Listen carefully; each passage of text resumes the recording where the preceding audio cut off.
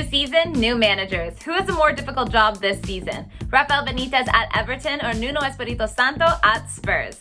For me, the Tottenham job is probably the more difficult one. I think they're a team with higher expectations, and you couple that with a potentially disgruntled striker in Harry Kane, which is never easy for a new manager coming in. So for me, it has to be the Tottenham job. That's probably the more difficult one. Yeah, Sarah, I'm going to keep a close eye on Everton this year. Benitez comes in. Obviously, he screams Liverpool, but he's bringing in a new attitude to their club.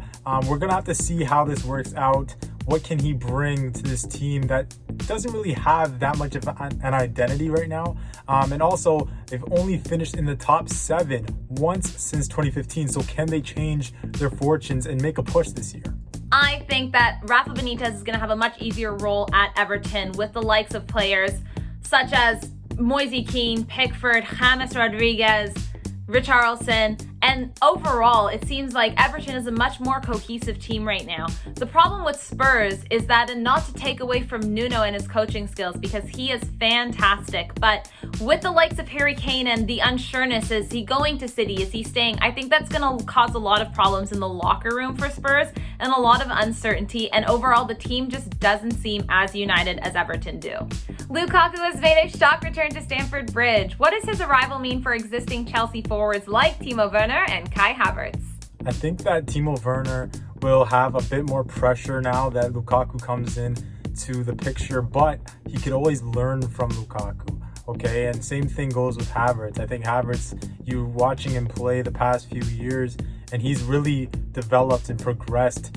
We saw what he did in the UCL semifinal and final. He played excellent football. So now that Lukaku comes in, he opens up more space for Havertz specifically.